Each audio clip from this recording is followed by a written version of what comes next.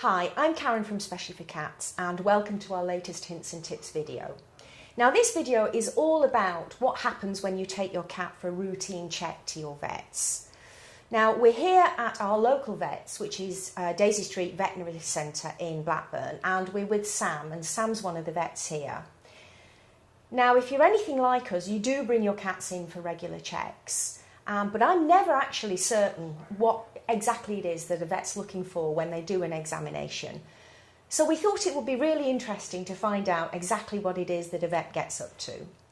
So Sam, what's the first thing that will happen when somebody brings a cat in for a routine check?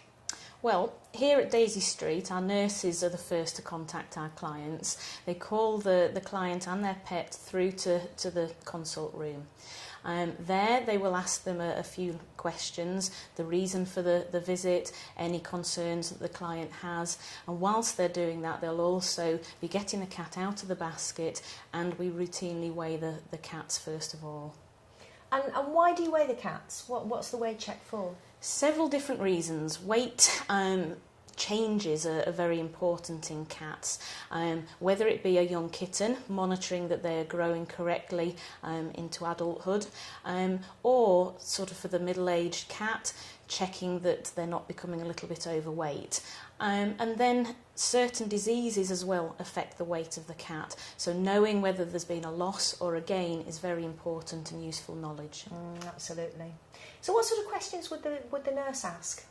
They'll ask sort of whether the vaccine status of the cat is up to date, what the routine sort of worming and flea sort of control that the clients are using. Other little bits of information, as I said, the reason for the visit. All these points are then passed on to the vet before the vet comes into the consult room.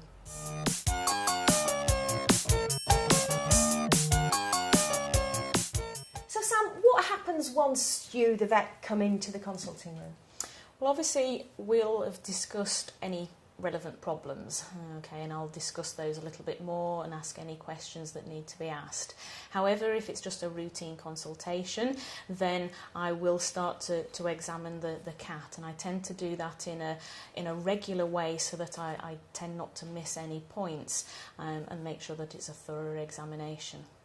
So are there questions that you would ask the owner at this point?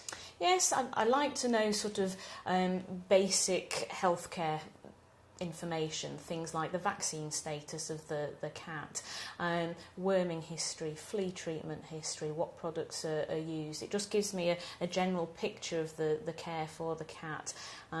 Obviously we are here to provide information, advice to our clients, and the more that we know about the care of the cat, the more we can help you and give you further advice. Right, okay.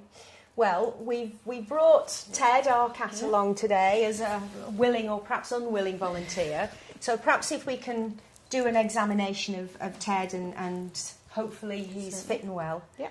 Okay. So, even before I get the cat out of the basket, I will have been sort of assessing their normal behaviour. Okay, you can sometimes tell quite a lot before you've even popped your hands onto the cat whether there is a problem or not. Okay, but he's looking quite well. Oh, well, that's good. Good to know. And then we'll lift him out. If I can ask you to He's quite a pop big boy, so... There you go. Okay. Okay, so usually I start off in sort of quite a methodical way. I'll start off at the head, okay, and I'm looking sort of just for the general appearance of his face. I'm checking the eyes, checking whether there's any discharge sort of from the eyes. I'm checking the nose as well, whether there's any discharge from there, any abnormalities. The ears, again, checking how clean they are, checking there's no wounds, no injuries. Cats can get growths in their ears when they get a little bit older, so that's always worth checking as well. And then, quite importantly, we check the teeth. Cats do have a lot of dental issues, and we do need to give quite a bit of advice regarding this. Yeah. But we're also checking for other things as well, checking there's nothing in the mouth that shouldn't be there. Okay. Then I work down the neck area, and here I'm checking for lymph nodes and swellings of those, just like you or I, if we have sort of a cold, our lymph nodes go up. Yeah. Same happens with cats, so we're feeling down there, checking the throat, that there's no soreness down the throat, and then down the front of the legs. Again, so if you were sore anywhere, he'd flinch or... Hopefully, obviously not all cats do, okay, Right. but yes, if they do flinch or pull away on examination, that alerts me and I'll examine that further. Right, okay. And then So, we check nails as well.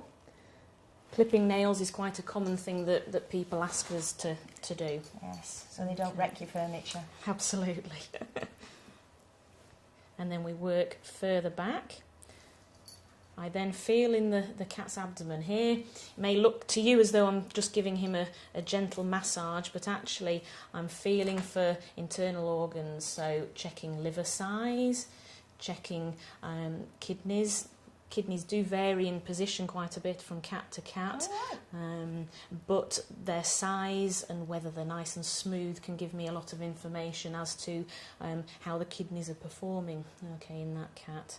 And then we work back through the intestines and then back to the bladder as well. So it all gives us various bits of information. And also we're checking coat. So flea problems happen all year round, not just in spring, summer, and it's a common question that we do get asked by clients: how should we treat our cat for fleas? Yes, yeah. Absolutely. So how often should you have your cat routinely checked? We usually recommend just in an adult cat about every 3 months. Okay, 3 months seems quite a short period of time, but if you think about the lifespan of your cat, then a lot can change in 3 months. And so the sooner we pick up on problems, the sooner we can deal with those problems and hopefully resolve them. And then I tend to work to the back of the cat, again just checking there's no problems there as well. Okay. Very good. Okay. And I notice you've got a stethoscope there. Is that something you normally check the heart rate? We do generally check sort of heart rate. We're listening for various things when we listen to the heart. We also listen to the chest, to the lungs as well. So right. We'll have a little listen to him now. Okay. If you can just watch him there. I will. I'll make sure he doesn't run off. Jumping off. He looks fairly calm. So often we listen to both sides of the chest, to the heart and to the lungs.